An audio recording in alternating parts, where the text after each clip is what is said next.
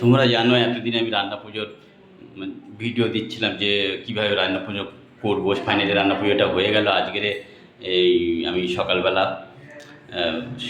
সামলার মালা পাত্রে যেগুলো রাখা আছে, মাছ বড় সবজি সব আমি সামলার মালা আমি দিয়ে রেডি করে নিচ্ছি।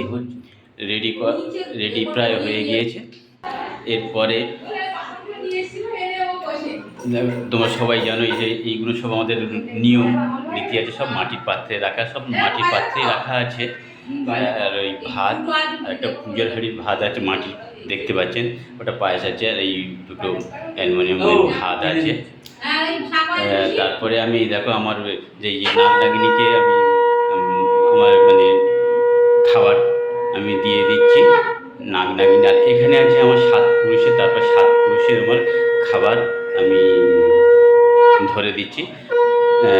যে দিয়ে বলছি যে আমাকে ভুল ত্রুটি যদি হয় তাহলে আমাকে ক্ষমা করে দেবে বলে আমি আমার 7 পুরুষের কাছে বা নাগনাগিনীর কাছে আমি ক্ষমা চেয়ে নিচ্ছি।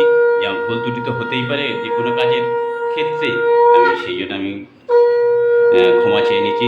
যাই হোক, ভিডিওটা কেমন লাগলো, যে অনেকেই বলেছে যে রান্না পুজো কী, রান্না পুজো হয়ে গেছে, কাল থেকে দেখিয়েছি। আজকে রান্না পুজো, এই যে প্রসাদগুলো আজকে পূজা দিয়ে পূজা দেওয়া হয়ে গেল। এবার যারা আসবে সবাইকে খেতে দেব।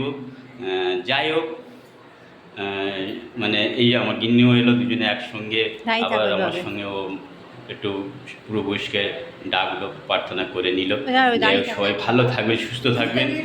এই হচ্ছে আমাদের রান্না পুজো। যাই হোক, ভিডিওটা কেমন লাগলো বলবেন। সবাই ভালো থাকবেন, সুস্থ থাকবেন। টাটা।